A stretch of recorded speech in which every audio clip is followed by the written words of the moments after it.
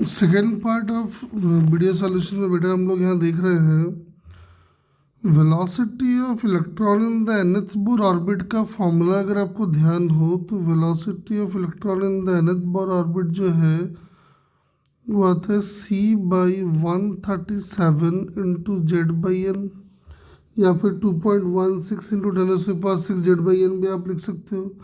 यानी वेलोसिटी जो है वो इन्वर्सली प्रोपोर्शनल टू एन है। तो अगर हम v7/v3 की बात कर ले तो ये आ जाएगा 3/7, यानी v3 आ जाएगा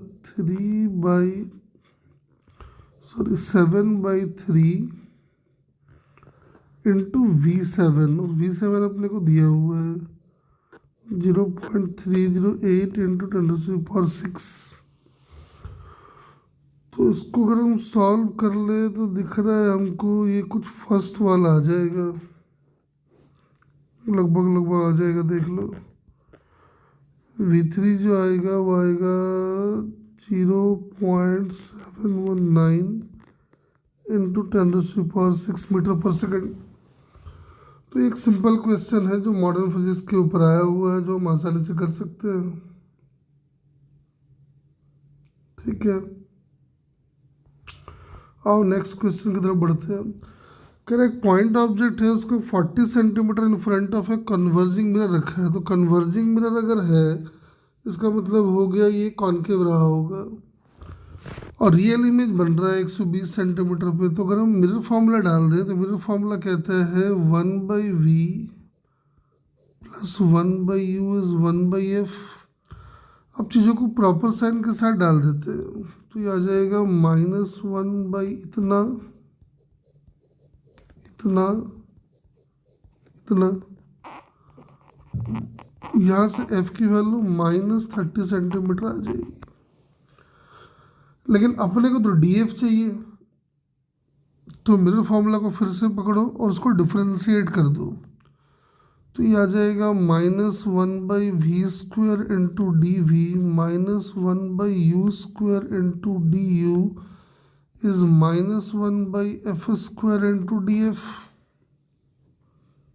ठीक है, अब dv और du अपने को दिया हुआ है is equal to 1/20 centimetres.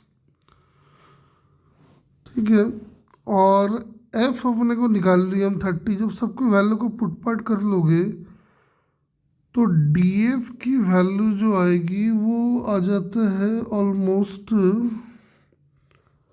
1/32 centimetre. तो अगर हम लोग कंपेयर कर दें तो दिख रहा है कि k की जो वैल्यू है वो आ जाएगा 32। ठीक है,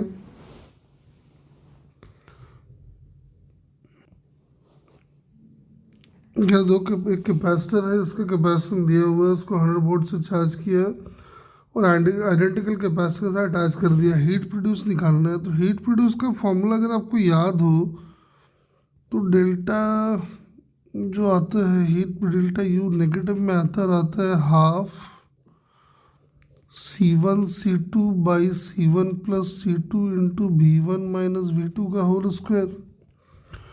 तो ये हाफ डाल दो इधर।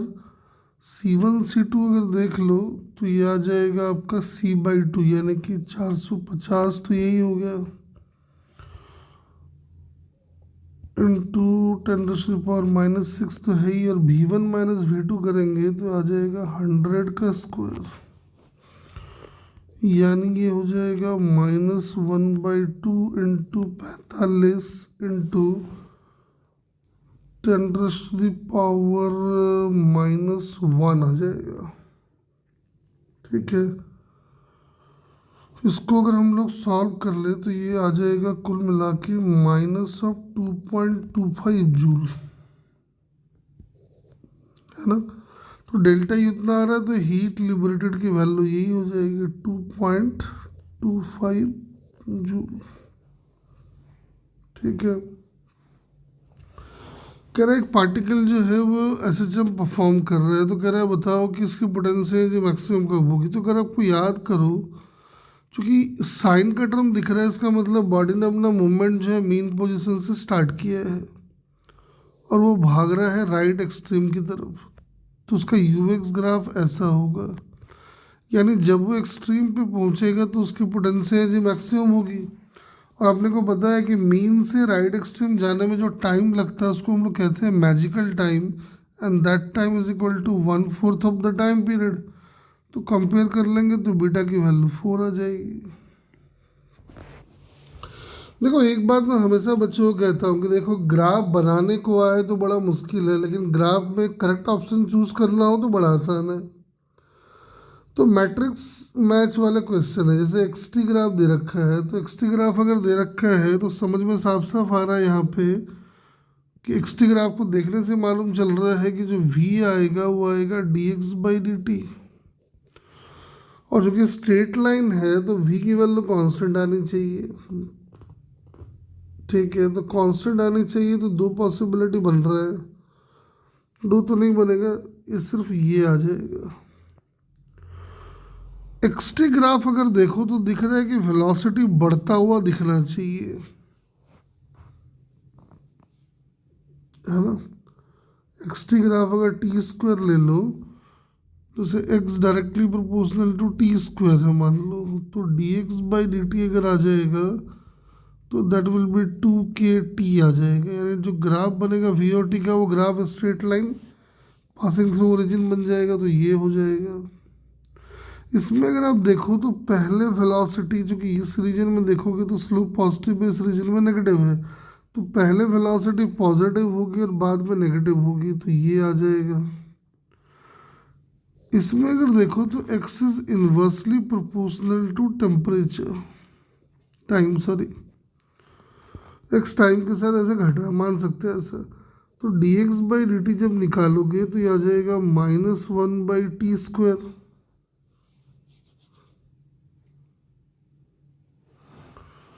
ठीक है, इसमें आ जाएगा -1/t²।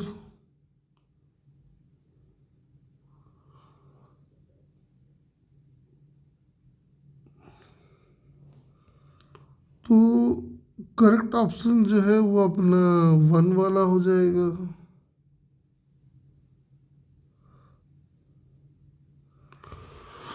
तो इसमें से एक ऑप्शन चूज करना है बेसिकली, है ना, कौन सा सही है वो चूज करना है। तो ये तो मैच कर ही रहा है, अब इसमें देख लो एक बार। नहीं नहीं नहीं, sorry sorry sorry, x directly proportional to t square करोगे तो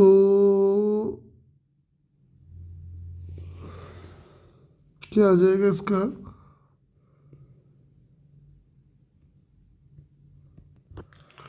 हाँ इसमें एक प्रॉब्लम है कि जब यहाँ पे जब आप टेंजेंट डालते हो तो आप देख सकते हो कि स्लोप जो है वो नॉन जीरो आ रहा है।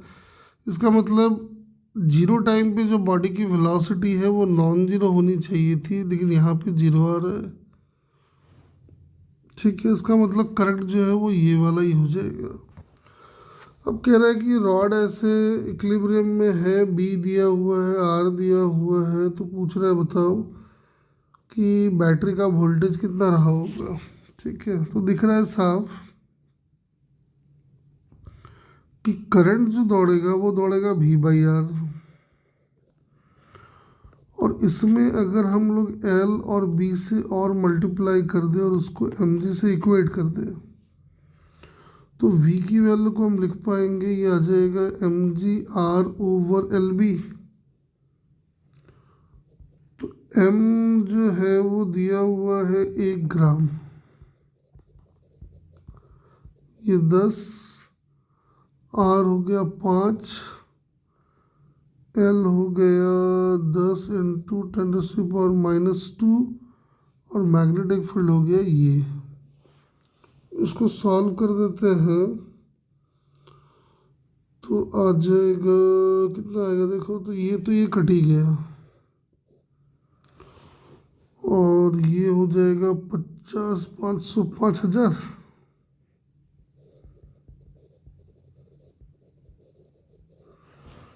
ऐसा आ रहा है 5000 वोल्ट की वैल्यू आ रही है। 5000 वोल्ट आया क्या? देखो तो एम कितना है, 1 × 10⁻³ कर दिए, और जी हो गया 10, और ये हो गया 5। 5 मतलब हो गया R है ना, ठीक है। और नीचे आ गया एल, एल का मतलब हो गया